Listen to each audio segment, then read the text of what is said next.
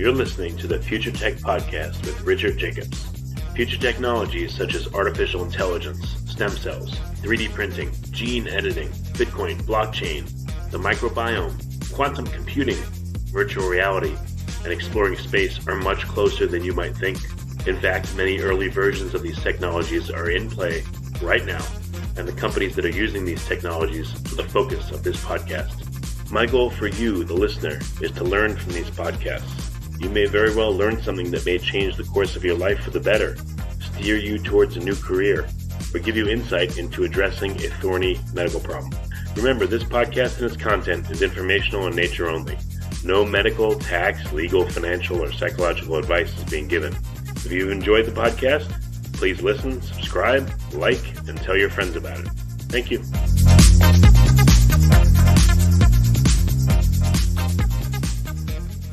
Hello, this is Richard Jacobs with the Future Tech and Future Tech Health podcast, and I have Jen Fisch, founder of Keto In The City. The website is also ketointhecity.com, and unfortunately I missed her in person, but Jen was speaking at the recent Metabolic Health Summit in California, which was a great event, which she may talk about briefly. And Jen, thanks for coming on the podcast. How you doing? I'm great. Happy to be here. Yeah, excellent. Well, tell me your hero origin story of how you got involved with keto. Sure. Yeah, I have myself been struggling with autoimmune disorders for the last 20 plus years. I have psoriatic arthritis and psoriasis, and so it's been a long journey of finding different things that help. And one of the things that I always looked to was what I was eating, and sugar is super inflammatory. And so I kept doing research, and throughout the years tried different things until 3 years ago I found keto, and have been doing it ever since, just to try to help control my inflammation as best as possible. So that's kind of how I started. And then from there it just turned into something much bigger than I thought it would be. So what was the event that got you started on keto, or was it just I've got to try something else, I've had enough?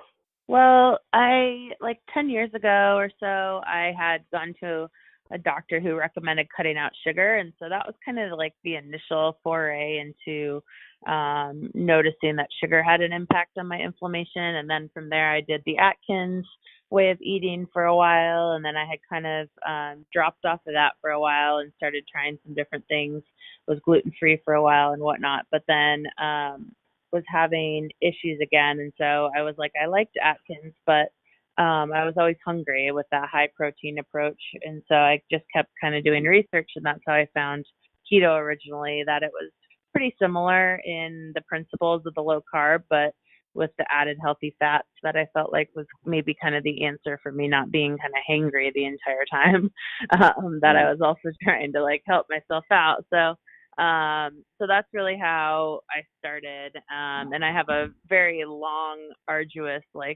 journey with medications and whatnot. And that's actually what I spoke about at the Metabolic Health Summit, was kind of that entire journey. And I have a post about it on my blog, but so really that's what got me going the last 3 years. And, it's been a little bit of a, trial and error, just figuring out what balance of medication and lifestyle and whatnot. And there's always ups and downs, but overall I've found it to be a really sustainable way of eating for me.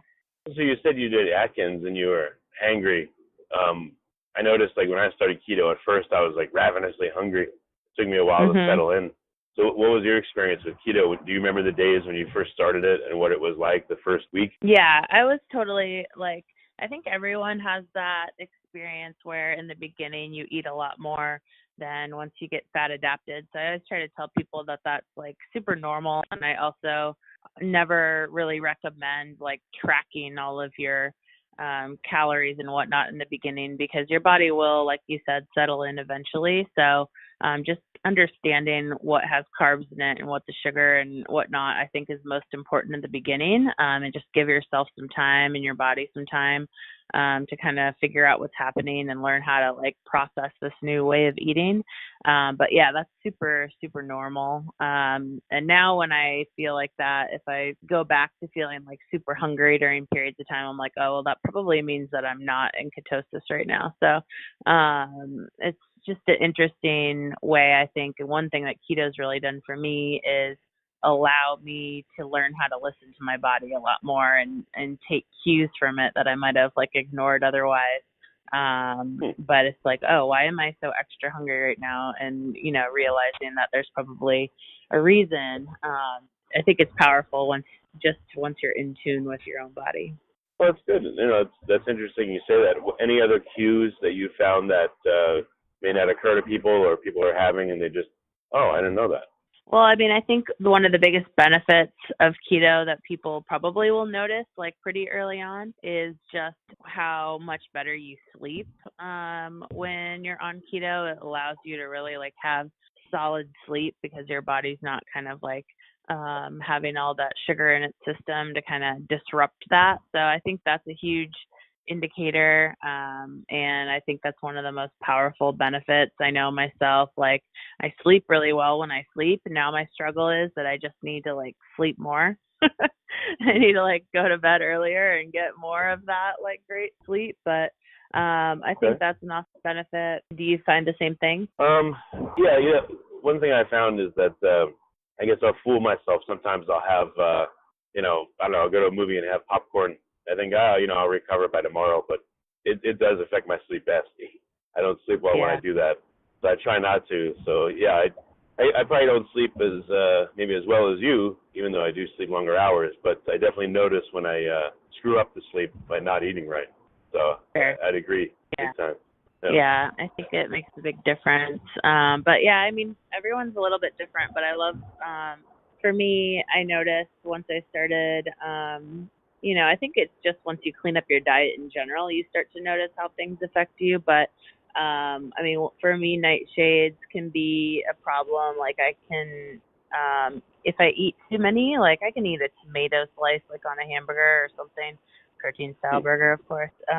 But if I used to snack on like grape tomatoes like all the time. They were like one of my favorite things. And now if I eat more than a couple slices of tomatoes, like my 20 minutes after eating them, like my hands will just ache. Like, and so, really? And so I would have never really known like that a food was causing that inflammation before. And so I just think it's great that you can get to know your body a little bit better, and not everyone's going to have that reaction. But if you're super sensitive to nightshades and if you have autoimmune disorders or whatever, then you're more likely to be sensitive to those things. And it's just nice to be able to kind of figure that out and get to know your body a little bit better. So what would be your non-doctorly advice if someone does the keto diet, maybe they have a condition or two, they improve, but maybe they don't improve 100%, do you suggest they take next steps to refine it like you did and see what's missing, or, what's your recommendation? Yeah, I mean, I think it's always a state of tweaking, like if you look at keto or any kind of way of eating, but we'll use keto. If you look at it as a lifestyle or a way that you're going to eat for the rest of your life, there's always going to be changes, or there should be, if you're not feeling like your optimal self at one point. So whether it's well, maybe I should look at my dairy intake, or maybe I should look at nightshades, or maybe I'm, whatever it might be, there might be times where you want to be a little bit more higher protein than you are at other times or whatever. I mean, there's lots of different ways to do it. I think the trap that some people fall into is they feel like they have to follow all these rules, and they have to understand their exact macros, and they have to eat it to the gram, and they have to, all of these things, where to me that just makes it more stressful and less of a lifestyle. I do think it's helpful to keep track of things when you're first starting, because you just don't really know what's in food until you get used to it. But overall, I think the biggest mistake some people make is just being so restrictive with themselves that it just can't be something that they do for the rest of their lives. So that's what I always tell people, understand that this could change, and just because you're eating exactly this way right now doesn't mean that you can't tweak it in the future, or if your body's not feeling 100%, try something different. But the other thing I always, especially for people with autoimmune disorders like myself, is I want to make very clear that keto is not, a cure for my autoimmune disorders. I'm on, heavy medication. I always have been. I have like joints that are destructing, so I have to be on medication, and no like diet's going to fix that. And so it's for me a powerful like thing that accompanies the medication that I'm on, and it's something that I feel like I have power over and that I can do for myself. But it's certainly not the only answer for the conditions that I have. It's just a really great complement to the different medications that my doctors have prescribed for me. Well, how much better off do you feel if you just assigning a percentage now with the keto diet plus your meds versus just meds alone? Yeah, I think I could say in the first couple of years it was hard because all my medications were working really well, and so it was like, wonder if this is working. And then my medications stopped working, and that's something that happens fairly common with like the biologic type medications. Your body gets used to them and they stop working. And so about a year ago, that happened to me. And so for the last year, I've actually been like trying to find a combination of medicines that work, and not totally successfully so far. And so the fact that for the last year I've been able to, function in life and get out of bed and go to work and take care of my daughter and do all the things that I need to do. There's been other times in my life where I can't get out of bed. I can't even get in my car or whatever. So a percentage wise would be hard to pinpoint, but I know what it can be like. And I've had probably the busiest and most successful year of my life in the last year. So I'm glad that I was able to be around for it and into it and excited for it. But it definitely made a huge difference in that way, just as I'm, like I said, still searching for a medication combination that's going to work as well as the one I was on previously was when it was working. So it's made a huge difference for me. Yeah, that's great. So tell me about Keto in the City. What's the site about, and what's the whole business about?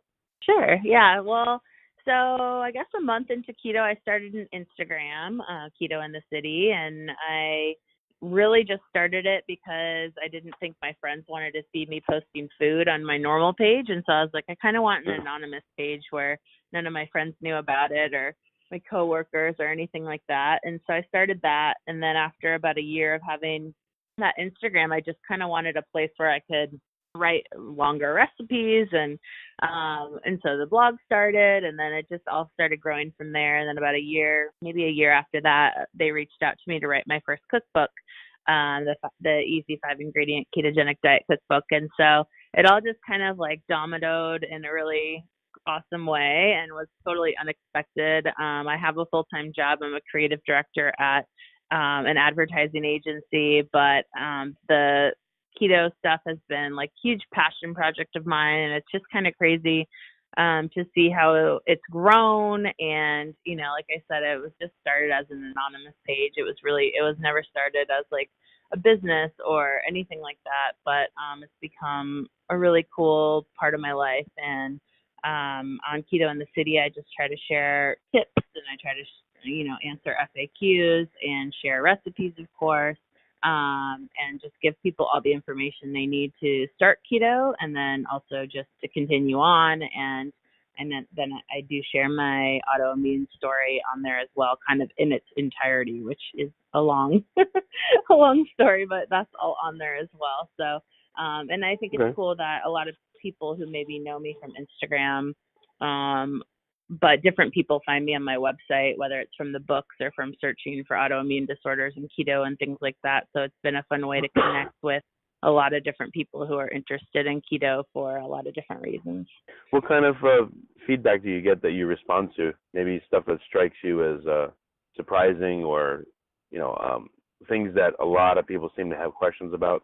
Yeah, I think the interesting part is just like how many people are looking for answers for so many different things. And so it's been great to get testimonials of people who have my cookbooks now, and who've lost a bunch of weight. I got one from a guy last week who has already lost like 35 pounds this year just from, learning to cook through my cookbook and switching to the keto lifestyle. So, I mean, of course, those are the best stories. And then also just other people who have psoriatic arthritis or psoriasis like myself, and, just don't know anything about keto and want to start. And so I have some YouTube videos and different things on some of those topics that people connect with. And, I got psoriatic arthritis when I was 19, and I've never known another person in real life who has psoriatic arthritis. And so it's just really nice.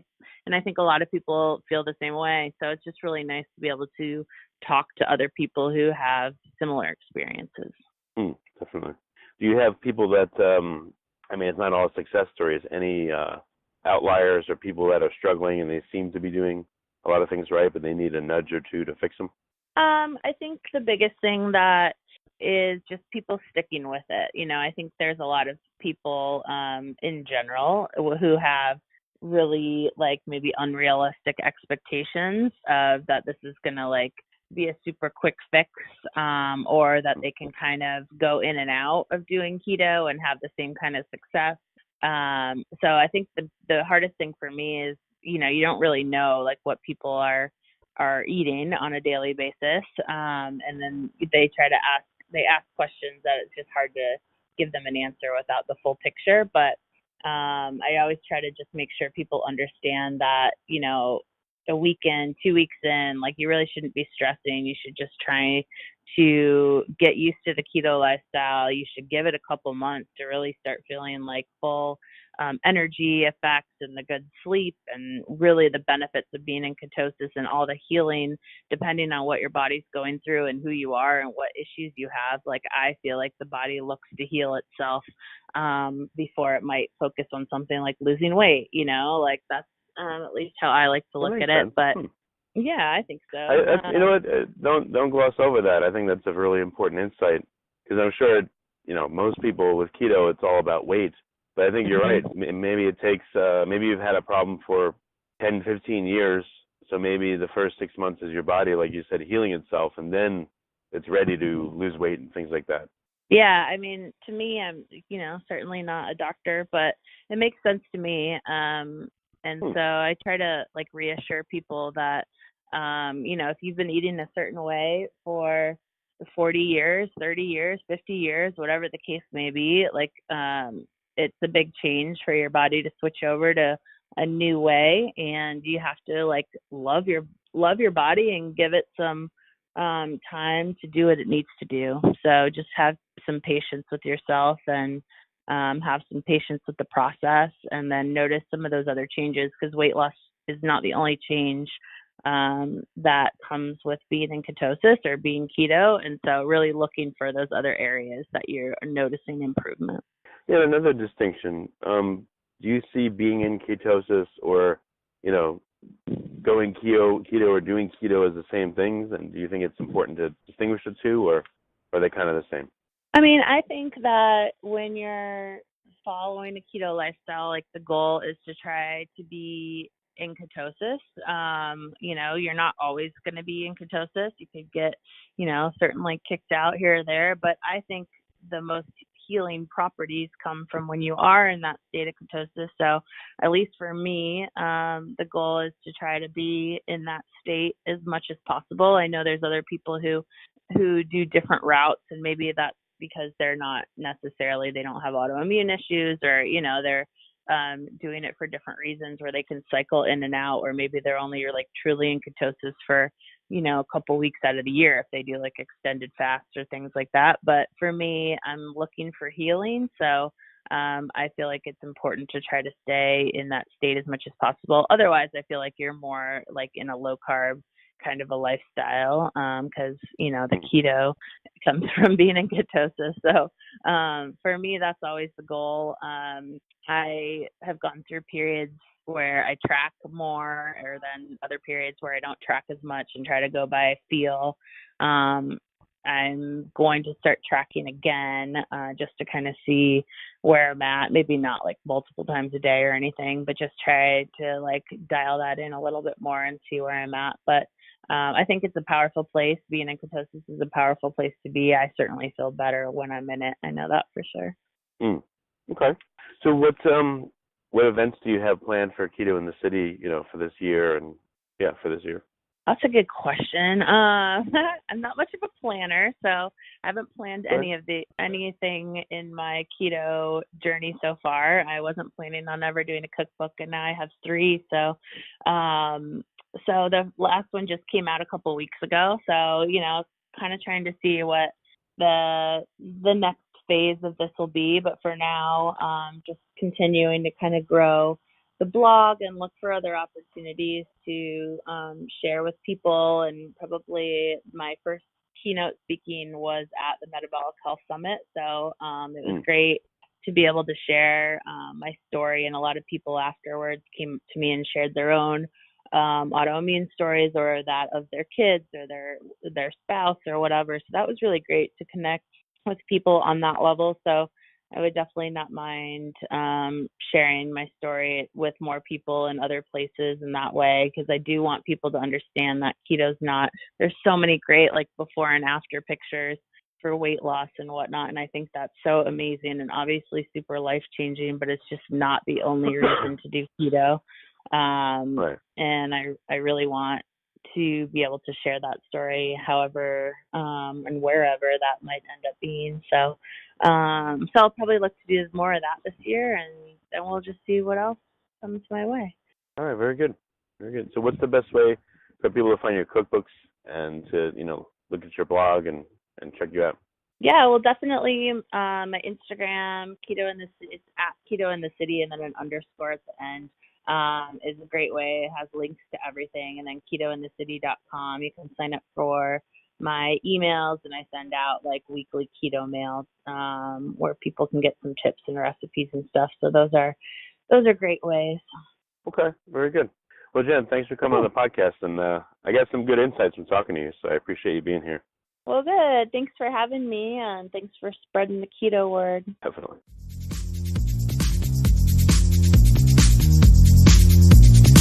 You're listening to the Future Tech Podcast with Richard Jacobs. Future technologies such as artificial intelligence, stem cells, 3D printing, gene editing, Bitcoin, blockchain, the microbiome, quantum computing, virtual reality, and exploring space are much closer than you might think.